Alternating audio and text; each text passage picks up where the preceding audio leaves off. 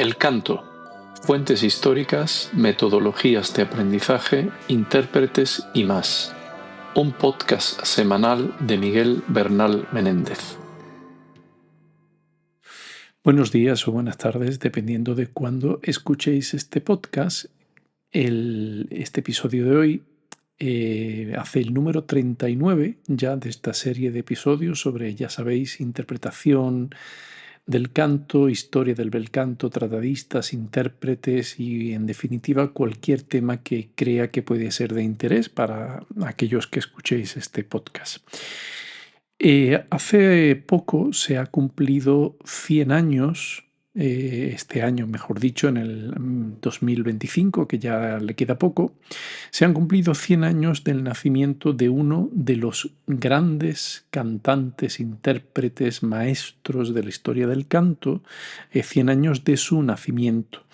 No es otro que Dietrich Fischer-Dieskau, un gran barítono nacido en Berlín en el año 1925 y que nos dejó relativamente hace poco, en el año 2012. Ya han pasado años, pero quizá esta idea, ¿no?, de recuperar la integral de sus grabaciones. Han salido en diferentes formatos la integral de sus grabaciones en vídeo, sobre todo en audio, porque si hay un cantante que ha grabado todo, y cuando digo todo, es todo, todos los géneros, todos los compositores, autores modernos, compositores que le dedicaron a él sus composiciones. Cantó desde, bueno, por supuesto, digamos, por lo que fue más conocido, porque fue el paradigma, digamos, del intérprete del Lied alemán, del Lied clásico, ¿no? Era una voz dúctil, una voz ligera, con un grave generoso, pero con una idea y una media voz que asombraba, ¿no?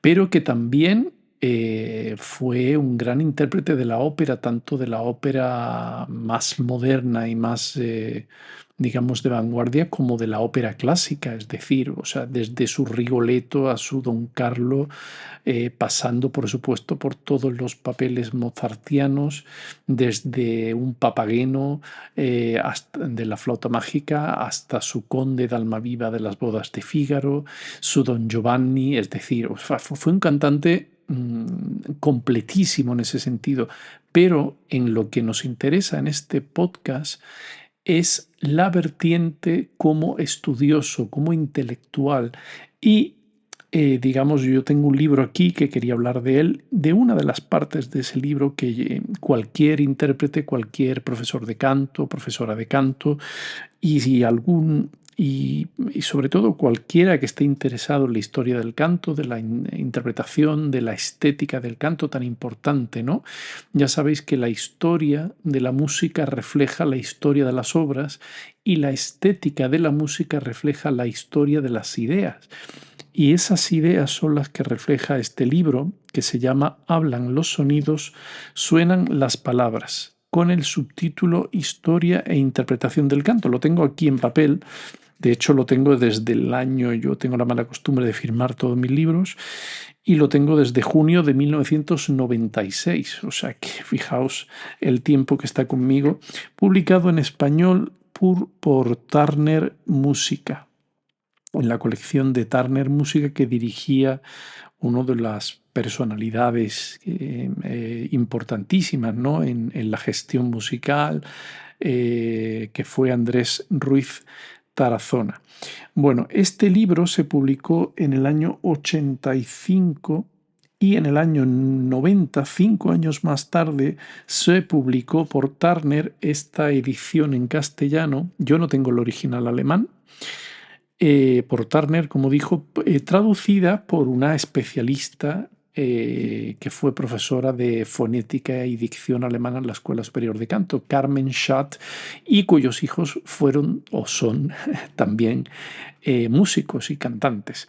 Bueno, no es el tema de Carmen Schatt, pero Carmen Schatt fue una persona importantísima en el conocimiento del repertorio del Lied alemán y austriaco, y en la enseñanza no solo de la fonética, sino de todo lo relacionado con la estética, la historia, los intérpretes y la poesía alemana que fue utilizada por los diferentes compositores, tanto románticos como clásicos como posrománticos.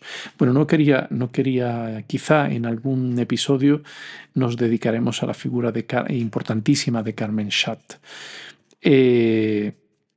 Carmen Schatt Caneda, de segundo apellido, por si alguien quiere contextualizar esta profesora. Bueno, el libro de Fischer-Dieskau es un tocho importante de 400 páginas, más o menos, lo tengo por aquí, ¿no? Más de 400. Lo de historia e interpretación tiene todo su sentido porque está dividido en varias secciones: canto y poesía, canto sin cantantes, canto y teatro y canto en el taller. Claro, toda la primera parte de canto y poesía es la relación de la palabra, de la poesía, con la música en toda la evolución del lenguaje vocal desde la monodía temprana hasta el final de este capítulo, hasta el final de la actualidad del Lied de concierto, donde Fischer-Dieskau, pues como sabéis, era una voz muy autorizada. La segunda parte, la segunda sección, es el canto de oratorio, donde también Fischer-Dieskau fue una voz autorizadísimo, puesto que cantó desde los oratorios barrocos, pasando por los clásicos y los románticos y los modernos, ¿no? La misa, el oratorio, los dramas sacros de Händel, Telemann, clasicismo vienés, oratorio romántico y oratorio en el último periodo son las subsecciones de esta sección grande, el canto de oratorio. Luego habla de canto sin cantantes, donde hay dos apartados: música y afecto y música con programa literario. Luego viene la parte, digamos, donde habla de la estética del canto teatral, desde los primeros intentos de crear el drama lírico con Monteverdi, pasando por la Francia de Lully y de Rameau, pasando a la ópera clásica y la ópera romántica. Luego el bel canto, la ópera comique, Verdi, y luego el canto declamatorio de Wagner y las escuelas nacionales, verismo, postimpresionismo y el legado de Viena. Bueno, toda esta parte es muy recomendable, puesto que analiza con una visión muy amplia, no solamente de estudioso y de humanista que fue Fischer-Dieskau, sino también como un intérprete. La fuente principal de la música es la música misma, que se sustancia en la interpretación. Entonces, cuando un cantante, un intérprete habla de la música, está hablando desde la fuente primaria por excelencia, que es la música misma. Ahí no hay trampa ni cartón, puesto que mi fuente no es una fuente secundaria, es decir, algo que ha dicho alguien de una música que no se conoce o de una partitura que no se conoce, sino que aquí estamos hablando de una persona que está hablando de la música desde la música misma, como intérprete, como alguien que coge unos símbolos que están en un papel, que están escritos en un lenguaje distinto del habitual, una serie de signos que reinterpreta y lo vuelve en realidad. Ya sabéis que la música no suena, la música por sí misma no suena, necesita de un traductor, de un intérprete. Y Fischer-Dieskau como el sumo intérprete de un montón de repertorios, desde luego era una voz muy autorizada, para hablar de la música misma. Luego la siguiente sección grande es el canto en el taller, donde habla del trabajo del compositor, el idioma como parte del estudio del canto, canto e interpretación y observación final. Bueno, pues es aquí donde quizá me quiero, perdonar si hay algún sonido porque estoy utilizando un libro y entonces hay sonidos de que muevo este libro. Bueno, quizá esta parte es la que yo me interesa mucho más como profesor de canto, puesto que aquí, cuando habla de canto e interpretación, está, digamos, no solamente haciendo un resumen, un sumario de todos los contenidos históricos y estéticos del libro, sino que habla de la experiencia como cantante él mismo que fue y qué necesita o cuál es su paradigma, su concepto sobre lo que ha de ser un cantante.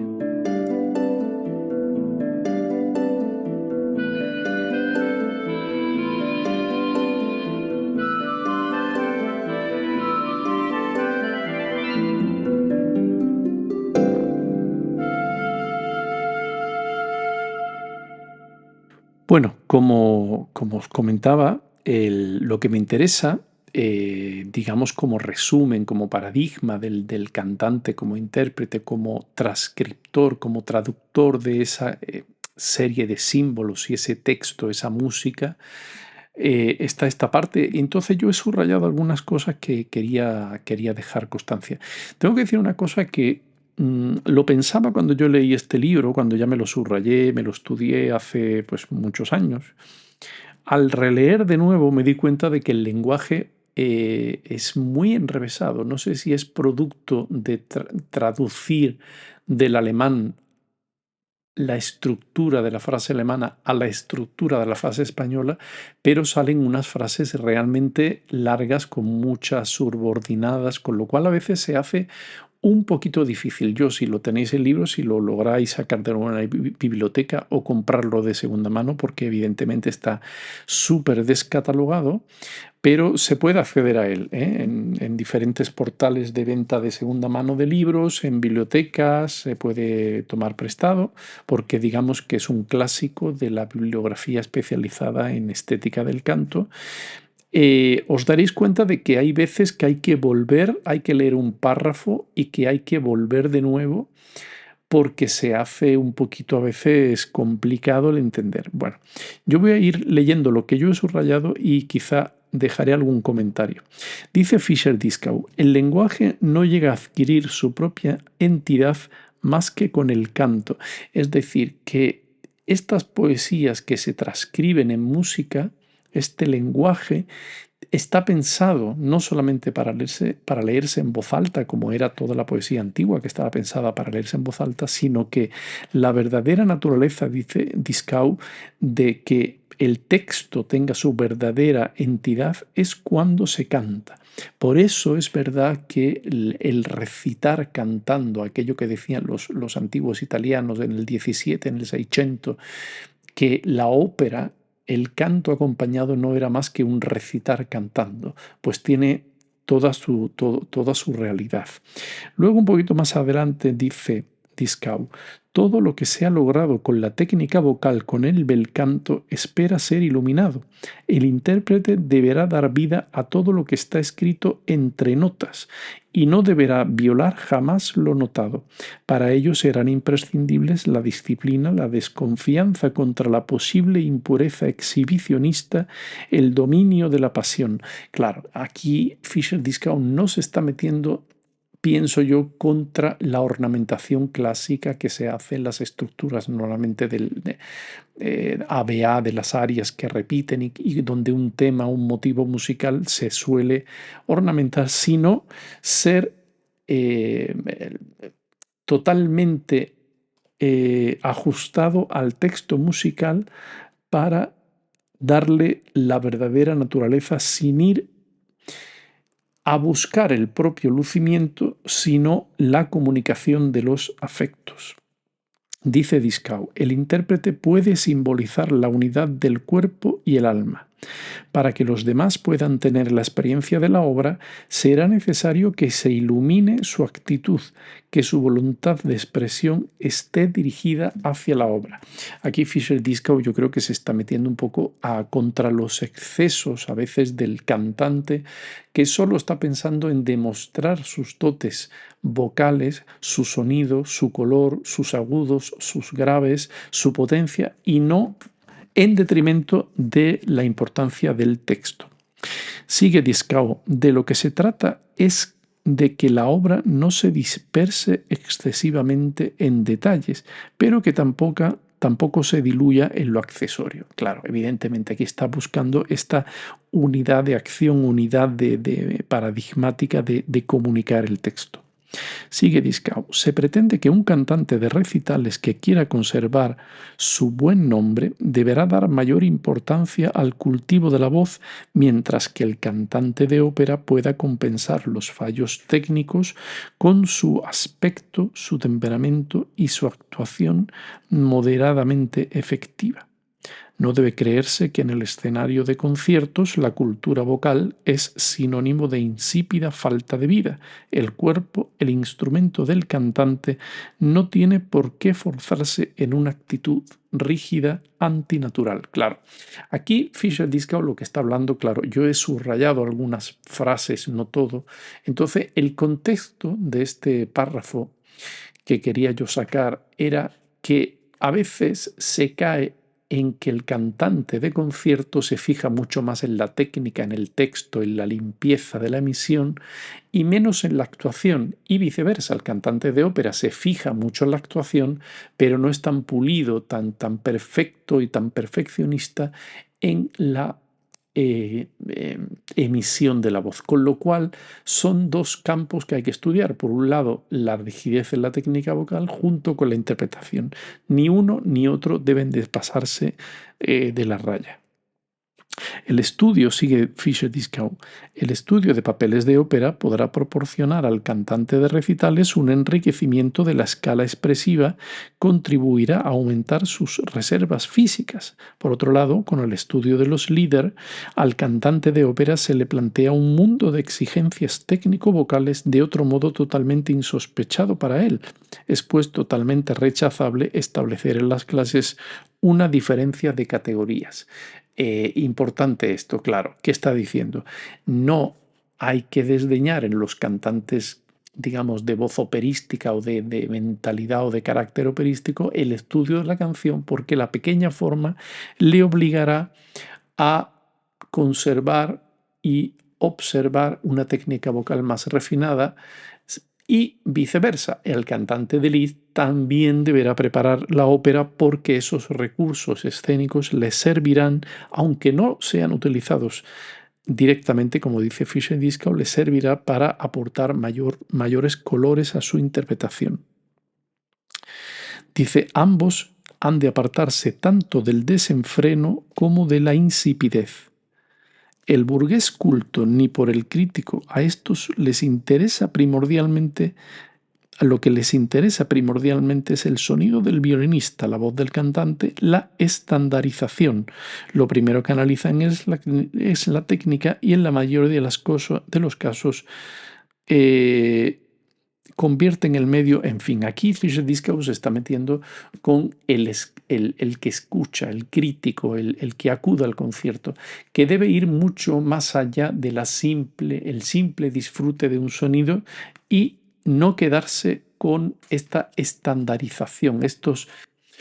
Los cantantes deben de pensar de no copiar, como dice Fischer-Dieskau, sino de ser singulares. Y el público no debe de esperar, según lo veo yo, una imitación o una copia o una repetición de esquemas que ya tienen aprendidos. Es decir, hoy en día tenemos digamos, en nuestra mente, en nuestro recuerdo, la interpretación de tal o cual cantante, tal o cual director, y todo lo que se aparta de esa estandarización que habla Fischer-Dieskau no nos gusta porque no queremos ir más allá de encontrar otra manera de escuchar a un cantante.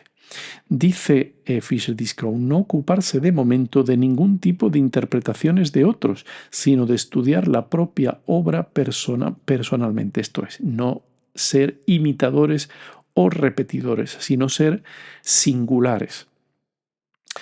Hay que confrontar la propia personalidad con el hecho recreador que encierra toda obra musical. Es decir, el que canta, estamos hablando de cantantes, el que canta está recreando, pero no recreando a partir de una imitación, de una grabación de un cantante famoso, una interpretación de tal o cual papel, sino a partir de esa fuente primaria que es la partitura y el texto. A partir de ese texto musical y ese texto poético debe de llegar a confrontar para recrear ex novum, ¿no? Desde lo nuevo.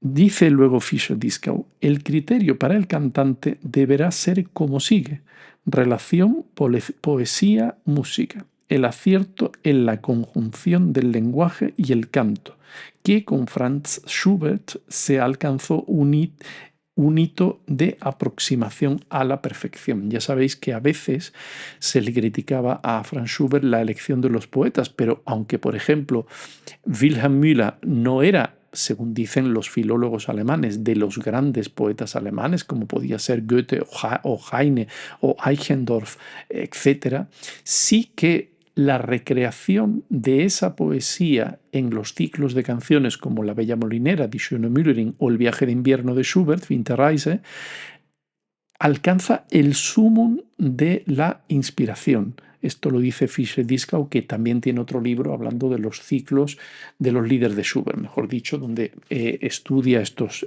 ciclos. Por supuesto, libro fundamental para cualquiera que se quiera acercar a la interpretación del Lied.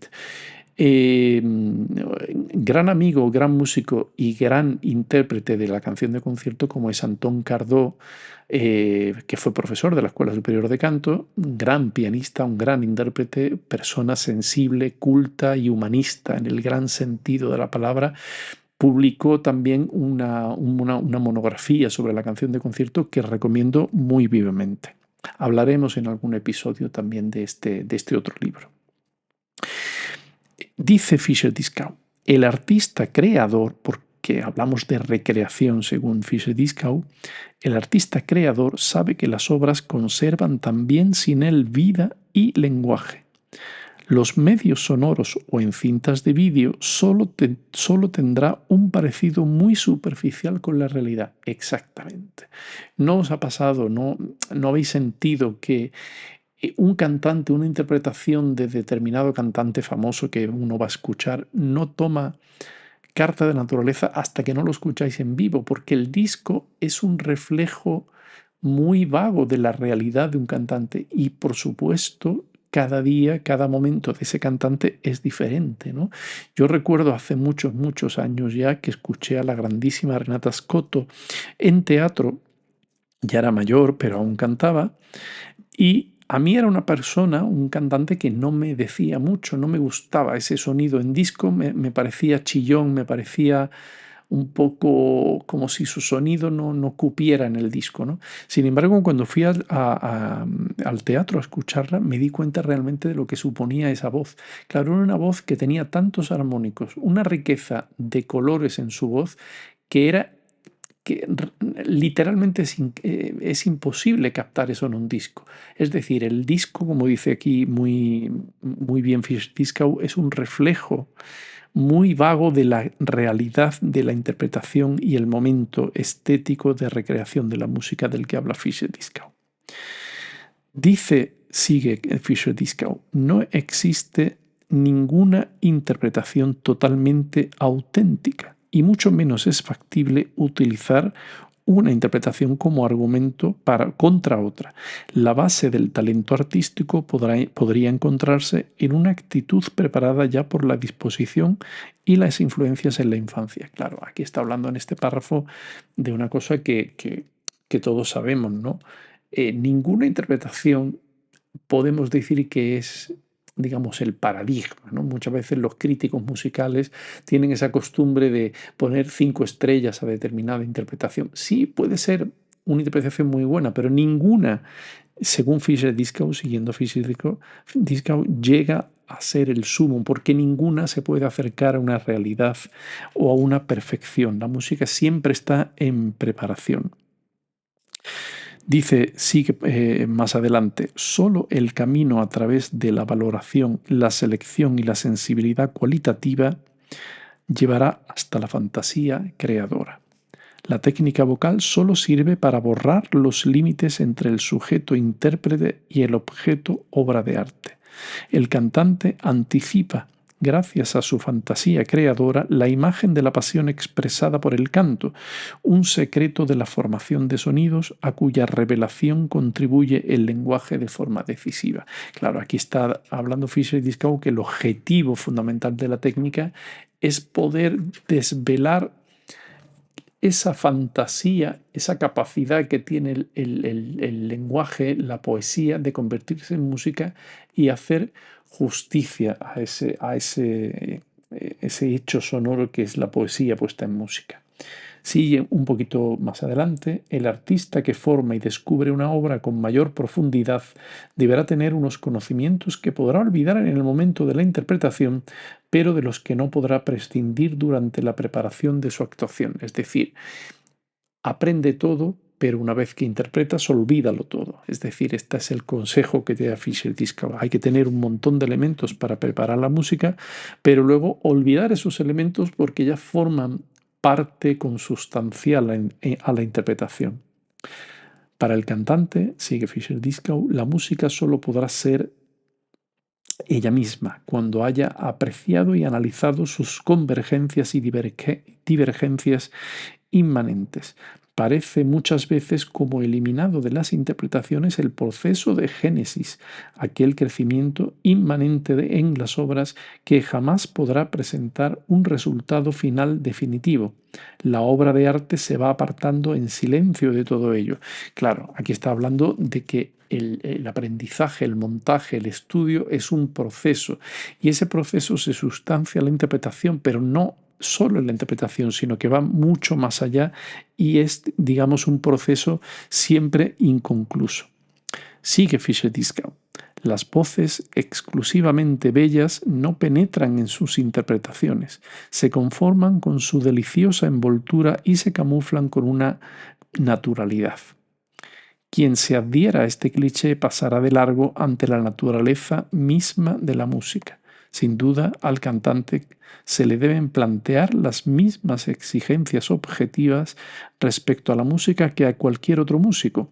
Incluso los cantantes de ópera deberían admitir que las voces bellas no son un fin absoluto, sino que deben estar al servicio de la transmisión de la composición. Bueno, pues esto es un consejo yo creo que muy sabio. No hacer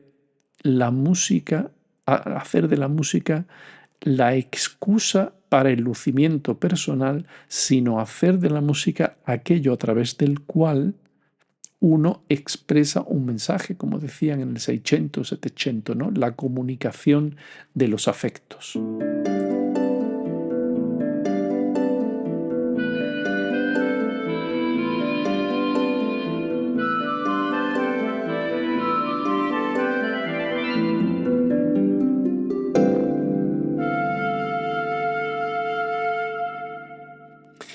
Más adelante sigue hablando Fischer-Dieskau de los prejuicios.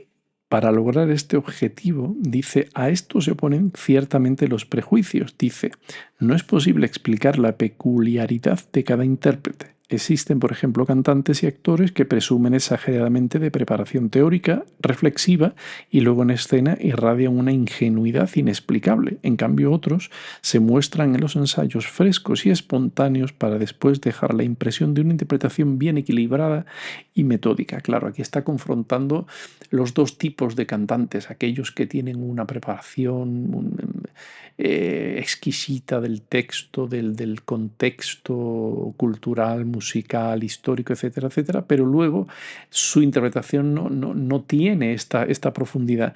Y aquellos que parecen más despreocupados y sin embargo tienen esta profundidad. Dice luego, volvamos la vista al lied con acompañamiento de piano. Aquí está prohibido el movimiento y el gesto como expresión intencionada de impronta dramática. De ímpetu dramático, perdón.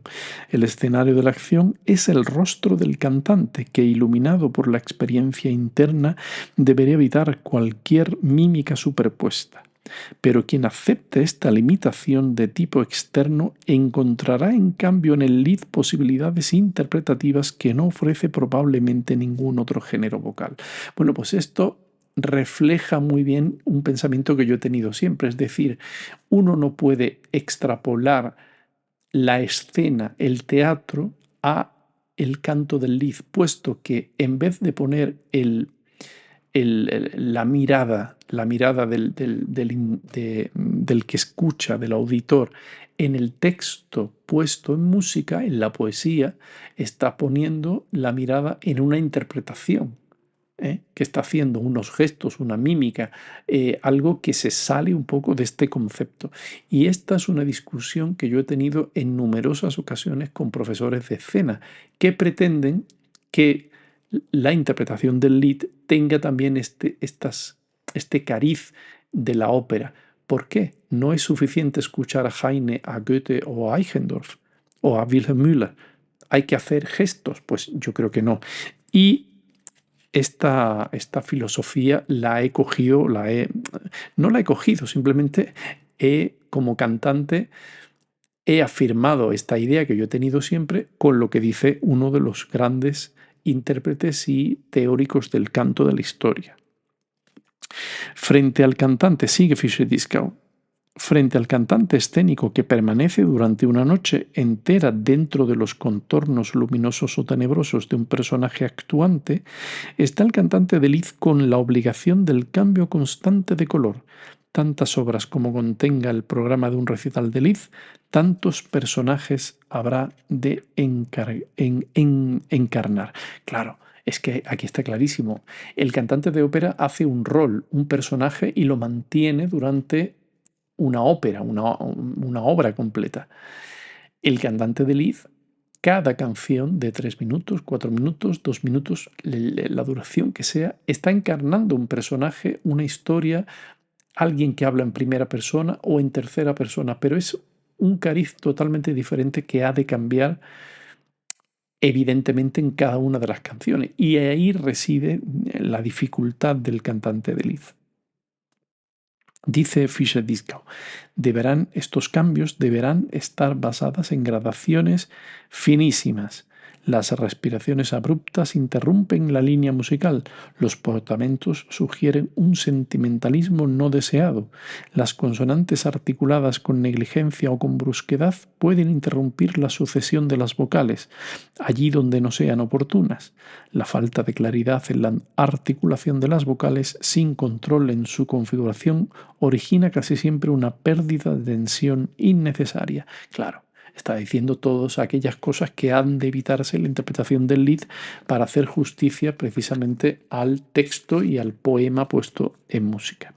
Sigue Fischer-Dieskau. El factor esencial de la interpretación es siempre el tempo.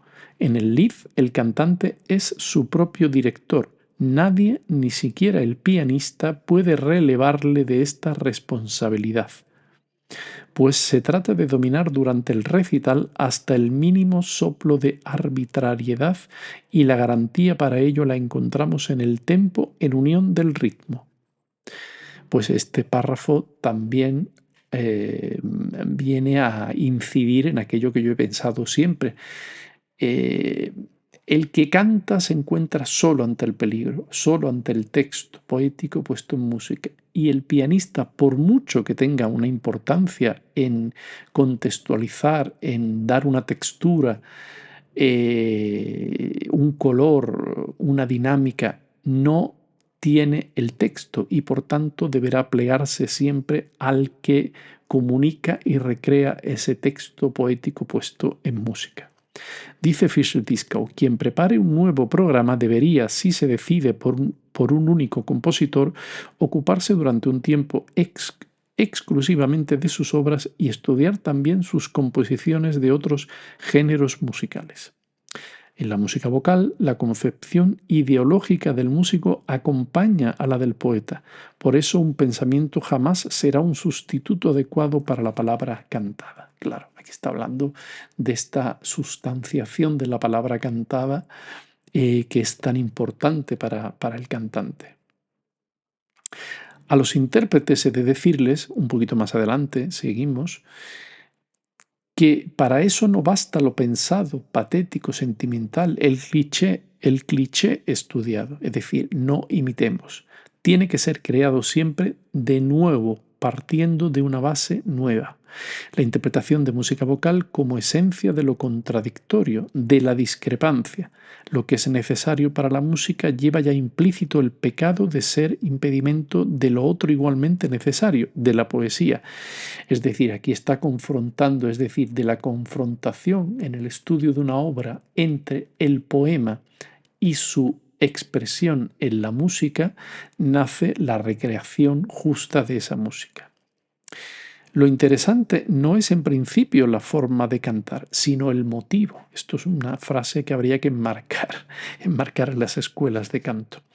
Las indicaciones usuales de directores, profesores de canto o directores de escena aconsejando una dicción más clara suelen servir de bien poco. A veces es necesario escupir las consonantes en escena para poder hacerse comprender por encima de la masa del sonido orquestal. Claro, es verdad, a veces la dicción ha de ser más dura teniendo en cuenta la textura de lo que se está cantando.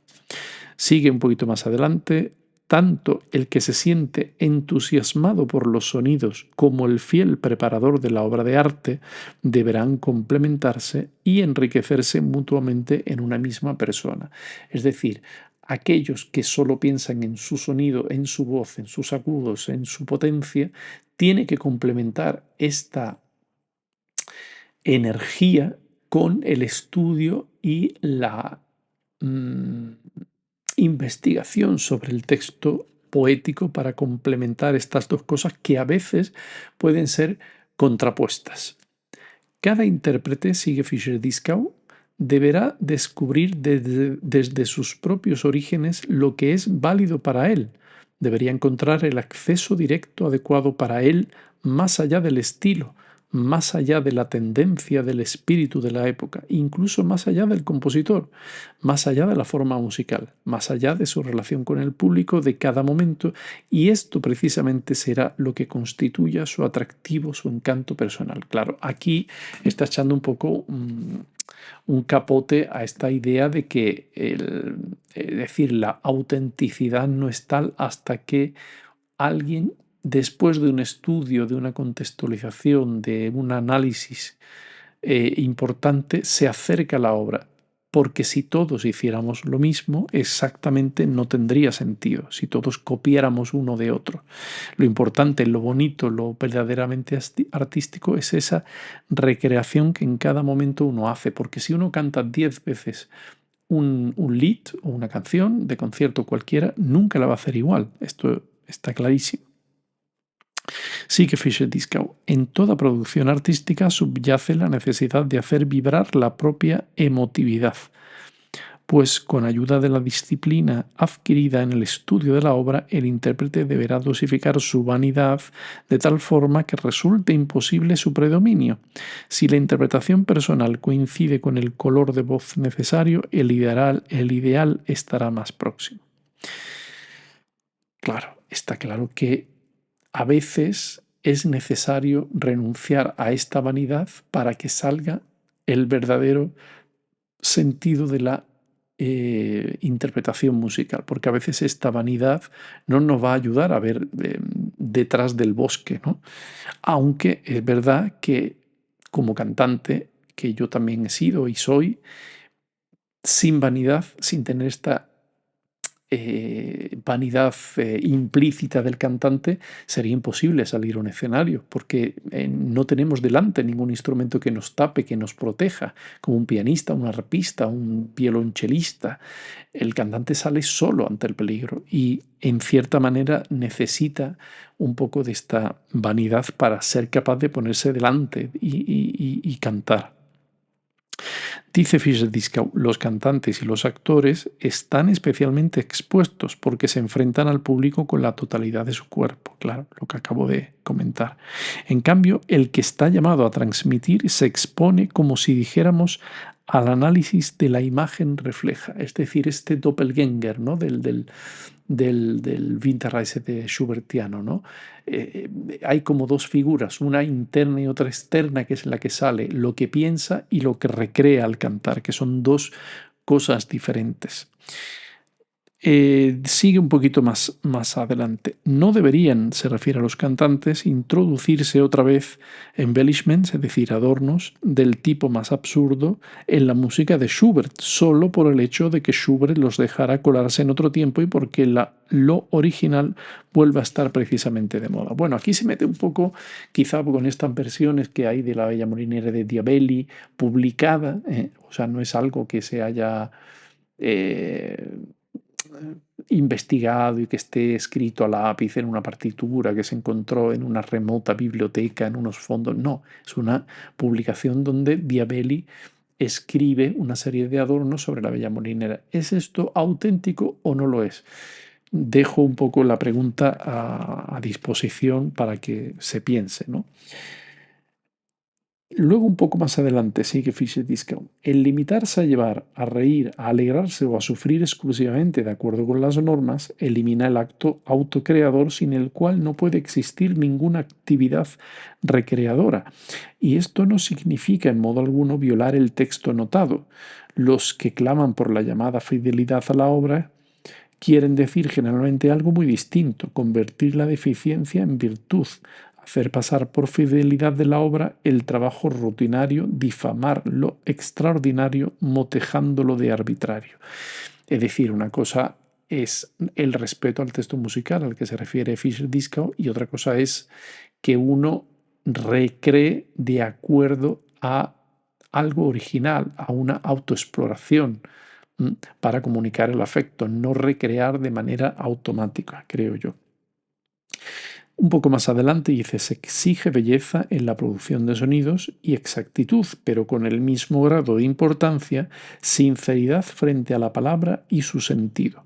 Tras las palabras y sonidos está el hombre que los canta, claro, evidentemente.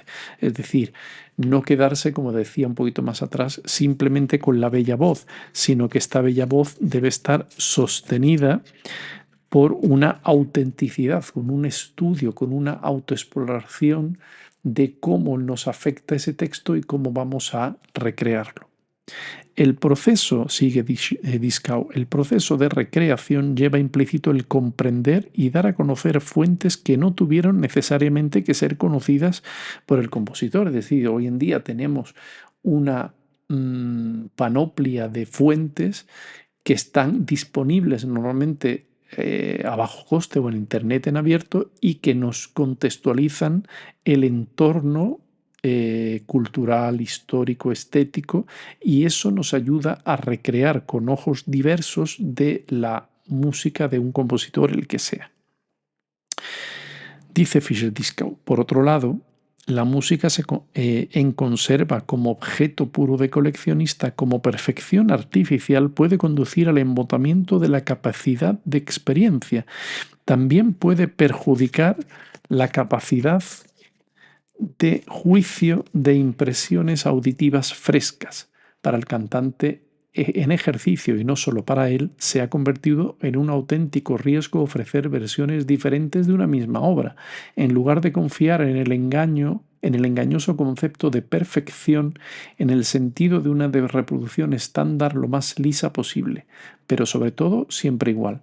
Aunque el público de los recitales de Lied haya crecido, ha crecido con él su comprensión y su verdadera receptividad. Claro, aquí está hablando Fischer-Dieskau de la recreación, esta recreación de la que habla, no puede basarse en algo que ha quedado registrado, sino que la belleza de la música, el objeto final de la música es recrear cada vez de manera diferente con respecto al texto, pero recreando lo que en cada momento ese texto nos va a dar, en ese momento propio. Por lo tanto, la seguridad de recrear siempre de la misma manera va a perder en autenticidad.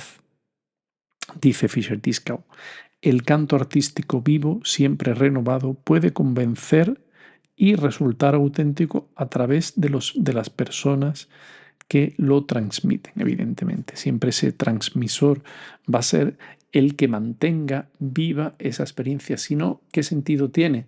¿Qué sentido tiene repetir una y otra vez la misma obra? Si no hubiera esa riqueza, esos cambios, esos matices a veces pequeñísimos que hacen diferente y hacen que la música de los grandes compositores siga estando viva. Sigue Fischer-Dieskau, deberíamos tener bien claro que la música culta exige un esfuerzo de recepción. Claro, evidentemente. O sea, no es algo comercial en el sentido comercial de usar y tirar, sino que cuando alguien me escucha cualquier obra necesita tener una mínima formación, ¿no? para poder apreciar hasta qué punto esa obra es importante, ¿no? Luego habla de la adoración hacia algunos cantantes y dice Fischer-Dieskau precisamente él: creo que en este mundo no existe nadie que mereciera ser objeto de un culto así.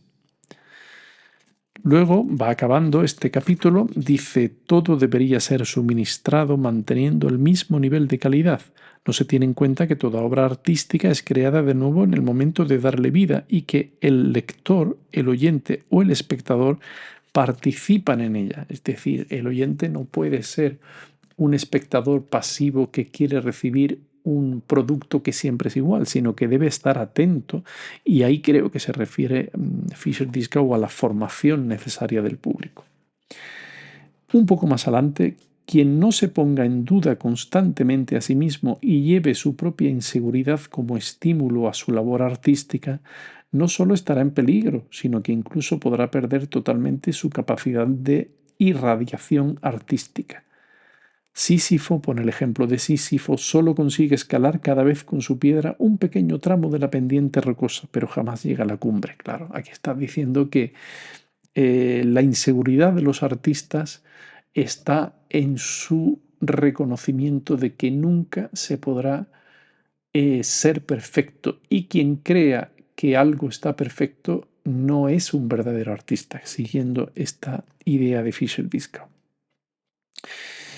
Por el canto, sigue Fischer-Dieskau para acabar este epílogo, pasaron desde la magia de la palabra en el holocausto a los himnos a los dioses y a la oración para interpretar el destino del hombre, todas las manifestaciones del ser humano, es decir, todos los tipos de afectos pasan por el ser humano y se convierten en música, con lo cual esta capacidad de sorpresa, de sorprenderse, de autoexploración para la interpretación es fundamental.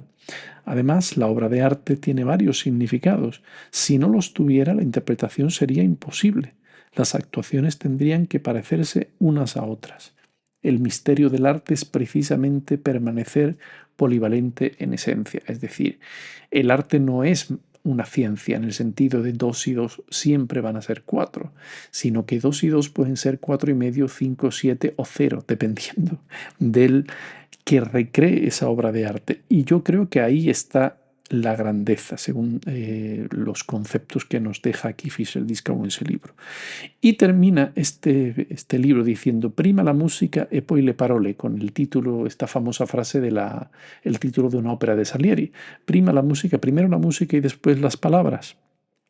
Y cierra Fischer-Dieskau diciendo: el canto vive tanto en los sonidos como en las palabras, y toda nuestra esperanza está puesta en la continuación de esta fecunda competencia que dura ya 300 años. Claro, he aquí la grandeza de esta confrontación entre el texto poético y el texto musical, que a veces coinciden y a veces no coinciden, y de esta confrontación de dos ideas que pueden ser contrapuestas, el cantante tiene la labor esencial de su recreación, de su puesta en música, yendo a las fuentes cada vez de manera nueva y novedosa. Bueno, espero que os haya gustado. Ese es mi pequeño homenaje a los 100 años del nacimiento del gran barítono berlinés Dietrich Fischer-Dieskau. Y por supuesto recomendar este texto fundamental para conocer la estética y la historia del canto. Nos vemos en un próximo episodio. Un saludo.